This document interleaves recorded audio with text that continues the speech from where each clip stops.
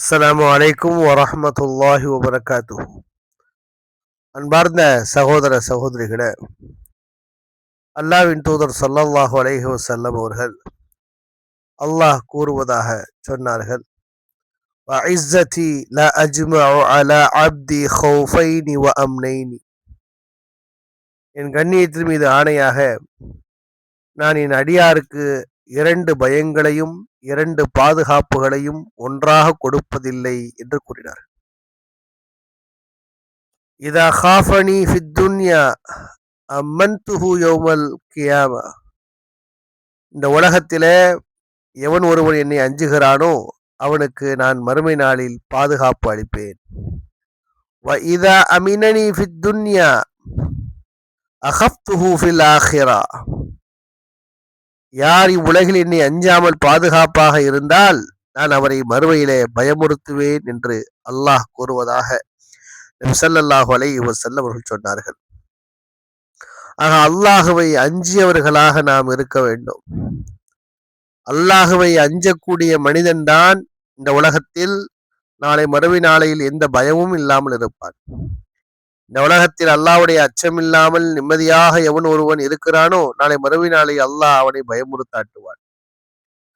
அல்லாஹ்வுடைய அச்சம் என்பது மிக முக்கியமானதாக இருக்கிறது. இறையச்சம், தக்வா என்பது ஒரு இறைநம்பிக்கையாளனுடைய வாழ்க்கையில் உயிரோடும் உணர்வோடும் இரண்டர கலந்திருக்க வேண்டிய ஒரு உயரிய அம்சமாகும். இறையச்சம் என்கிற இந்த அம்சம்தான் நாம் யார் என்பதை அல்லாஹ்வின் முன்னால் அடையாளப்படுத்தக்கூடிய ஆதாரமாக இருக்கிறது. ஒரு இறைநம்பிக்கையாளன் ஈருலக வாழ்க்கையின் வெற்றி தோல்விகளை தீர்மானிப்பதில் மிக முக்கிய பங்காற்றுவது இறையச்சமாக இருக்கிறது.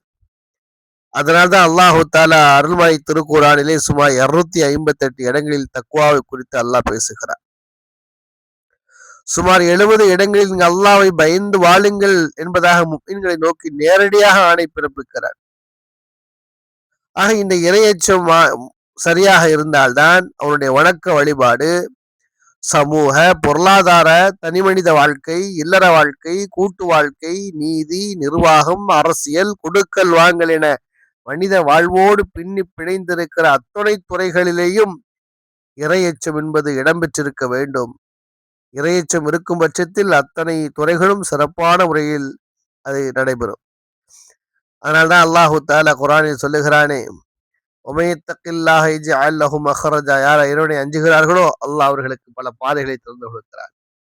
வகாஃபூனி இன் குன்தும் முஃமினீன். என்னையே பயப்படுங்கள் எங்கள் உண்மையான முஃமின்களாக இருந்தால்.